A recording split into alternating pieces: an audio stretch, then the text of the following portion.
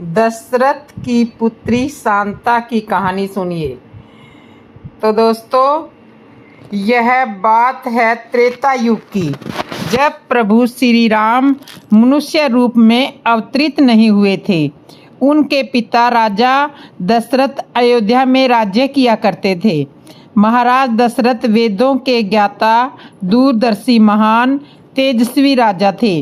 वे इक्ष्वाकु वंश के अतिरथी थे। अतिरथी वह योद्धा होते हैं जो एक साथ 10,000 महारथियों के साथ अकेले युद्ध में समर्थ होते हैं। राजा दशरथ के राज्य का वैभव एवं प्रतिष्ठा दूर दूर तक फैली हुई थी। धर्म, अर्थ एवं सारी सुविधाओं से पूर्ण राज्य अयोध्या के नागरिक सुखपूर्वक अपना जीवन यापन करते थे। महाराज दशरथ के अनन्य मित्र थे संग देश के राजा रोमपाद, अंग देश के राजा रोमपाद। महाराज दशरथ एवं अंगराज रोमपाद बाल्यकाल के मित्र थे। रोमपाद अंगराज बृहद्रथ के पुत्र थे। बृहद्रथ के वृद्ध हो जाने के बाद रोमपाद अंग प्रदेश के राजा बने, परंतु रोमपाद अंगराज बृहद्रथ के औरस पुत्र नहीं थे। अंगराज ने रोमपाद को गोद लिया था। रोमपाद यदुवंशी राजा विदर्भ के पुत्र थे। राजा विदर्भ एवं राजा बृहद्रथ अनन्य मित्र थे। राजा विदर्भ के अनेक पुत्र थे, परंतु अंगराज बृहद्रथ के एक भी नहीं था। तब अंग प्रदेश के राजा बृहद्रथ ने राजा विदर्भ से उनके पुत्र रोमपाद को गोद ले लिया था। इस तरह रोमपाद बृहद्रथ के दत्तक पुत्र थे। अंगराज रोमपाद का विवाह राजकुमारी वैष्णी से हुआ था। अंगराज रोमपाद को बहुत समय तक संतान प्राप्ति नहीं हुई। उन्हें यह भय सताने लगा कि कहीं उनकी भी संतान नहीं हुई तो क्या होगा। तब राजा दशरथ की भी कोई संतान नहीं थी, परंतु अपने मित्र का मानसिक कष्ट दूर करने हेतु उन्होंने अपने मित्र रोमपाद से कहा कि मित्र, यदि मेरे संतान होने तक तुझे संतान प्राप्ति नहीं होती है, तब मैं अपनी पहली संतान तुम्हें दे दूंगा। राजा दशरथ की पटरानी देवी कौशल्या थी। कुछ वर्ष उपरांत महारानी कौशल्या ने महाराज दशरथ की पुत्री को जन्म दिया। उनकी पुत्री का नाम था शांता। राजा दशरथ की पुत्री शांता बाल्यकाल से ही दिव्या लगती थी।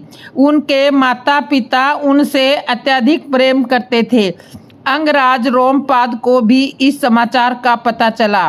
अंगराज रोमपाद अपने मित्र से मिलने चले आए। पहले रोमपाद ने बच्ची को आशीर्वाद दिया एवं सप्रेम भेंट किया। कुछ पहर बाद उन्होंने महाराज दशरथ को उनकी कही हुई बात याद दिलाई, साथ ही विनती की एवं संतानहीनता की व्याधा कही। महारानी कौशल्या जानती थी कि महाराज दशरथ वचनबद्ध है, परंतु महाराज को अपनी पहली संतान से प्रति प्रगाढ़ प्रेम भी था बहुत प्रेम भी था। तब महारानी कौशल्या ने अपनी बात रखी कि हमारी एक संतान हो चुकी है, आगे भी हमारी और संतान होने की संभावना है, परंतु अंगराज रोमपाद की एक भी संतान नहीं है। क्या पता उन्हें संतान होने की संभावना है या नहीं। हमारी पुत्री हमारा हृदय है, हमारी पुत्री हमारा हृदय है। महारानी आगे कहती है, वही दूसरी ओर अंगराज रोमपाद आपके भ्राता तुल्य है। वे शांता से अत्यधिक प्रेम भी करते हैं। यदि हम अपनी पुत्री उन्हें दे दे तो भ्राता तुल्य मित्र का कष्ट दूर हो जाएगा। वहीं हमारी पुत्री को भी प्रेम पूर्ण माता पिता भी मिलेंगे। अतः है तो वो हमारी ही पुत्री। उसके लिए जो करना होगा हम वैसे ही भी करेंगे ही। इन सब से भी अधिक आवश्यक आपका वचन और मान भी बना रहेगा। महारानी कौशल्या की बात सुनकर राजा दशरथ ने अपनी पुत्री शांता अंगराज रोमपाद को पुत्री स्वरूप में सौंप दिया। शांता को पुत्री रूप में पाकर अंगराज रोमपाद अति प्रसन्न हुए। आगे उन्होंने ही देवी शांता का विवाह आदि संस्कार किए। राजा दशरथ ने अपनी पुत्री शांता को त्यागा नहीं था, अपितु अपने अनन्य मित्र रोमपाद को संतानहीन थे को इसलिए पुत्री रूप में दिया था। राम जी की शपथ। शिक्षाप्रद कहानी सुनिए। एक बार की बात है, गोस्वामी तुलसीदास जी अवध में थे। वे सरयू नदी में स्नान करने आए। जब वे नदी में उतरकर अंदर की ओर जा रहे थे, उसी समय एक महिला भी वहां स्नान करने पहुंची। उसे जल्दी स्नान करना था। उसने तुलसीदास जी को देखकर प्रणाम किया और कहा, बाबा जी, मुझे शीघ्र स्नान करना अनिवार्य है। आप उस ओर मुख करके नदी में खड़े हो जाइए। आपको आपके राम जी की शपथ है, जब तक मैं ना कहूँ आप न पीछे मुड़कर देखेंगे, न नदी से बाहर निकलेंगे। गोस्वामी तुलसीदास जी ने भी उस महिला को आश्वासन दे दिया। नदी में महिला की ओर पीठ घुमाकर खड़े हो गए। कड़ाके की ठंड पड़ रही थी। महिला जल्दी जल्दी नहाकर भागी। जल्दबाजी में वह महिला गोस्वामी जी को पीछे मुड़ने व बाहर निकलने को कहना भूल गई। इस कारण गोस्वामी तुलसीदास जी घंटों नदी में ही रह गए। जब इतनी देर हो गई और गोस्वामी जी मंदिर नहीं पहुंचे, तब लोग हर जगह उन्हें ढूंढने लगे। ढूंढते ढूंढते पता चला कि गोस्वामी जी स्नान करने गए थे। तब से अभी तक वापस नहीं आए। उनके साथ के लोग सरयू नदी के किनारे जा पहुंचे। उन्होंने वहां पाया कि गोस्वामी जी नदी में खड़े हैं। उन्होंने गोस्वामी जी से बाहर निकलने का आग्रह किया। तब गोस्वामी जी ने मना करते हुए कहा, मैं बाहर नहीं निकल सकता हूँ। एक महिला ने मुझसे शपथ ली है, यदि वह देवी मुझे बाहर निकलने को कहेगी तभी मैं बाहर निकल सकता हूँ। तुलसीदास जी की बात सुनकर सभी लोग हैरान हो गए। धीरे धीरे यह बात राजा के पास पहुंच गई। राजा कुछ समझ नहीं पाए। वह शीघ्र ही गोस्वामी जी के पास पहुंचे। राजा ने गोस्वामी जी से बाहर निकलने की विनती करते हुए कहा कि किसी व्यक्ति की शपथ के कारण इस कड़ाके की ठंड में नदी में खड़े रहना स्वास्थ्य के लिए ठीक नहीं है। सबसे महत्वपूर्ण आपका स्वास्थ्य है। परंतु गोस्वामी जी ने उन्हें मना करते हुए बताया कि मेरे से कहीं अधिक मेरे प्रभु का नाम महत्वपूर्ण है।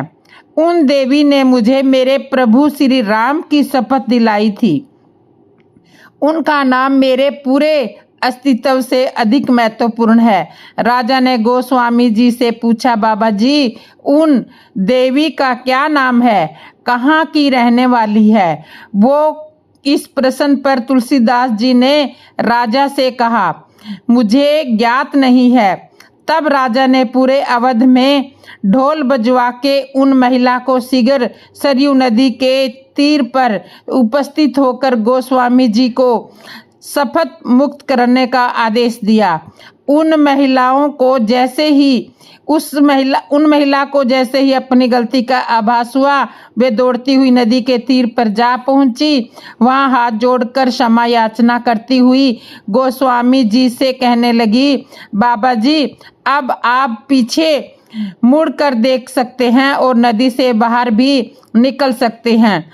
फिर कहने लगी, हे बाबा जी, मुझसे बड़ा अपराध हुआ है। मैं दंड की भागी हूँ। यदि आपकी दया हो तो क्षमा करें। गोस्वामी तुलसीदास जी ने मुस्कुराते हुए कहा, नहीं देवी, आपसे कोई अपराध नहीं हुआ। मेरे प्रभु चाहते थे कि मैं यहाँ एकांत में श्री सरयू जी के जल में उनकी भक्ति करूं। मुझे ऐसा करने का शुभ अवसर प्राप्त हुआ है। इसके लिए आपको धन्यवाद। ऐसे होते हैं सिद्ध पुरुष, अंत शांत, अतः शांत यह भारत भूमि है, देव भूमि है, जिसे भगवान भी अवतरित होने के योग्य समझते हैं। भारत भूमि संतों की भूमि है।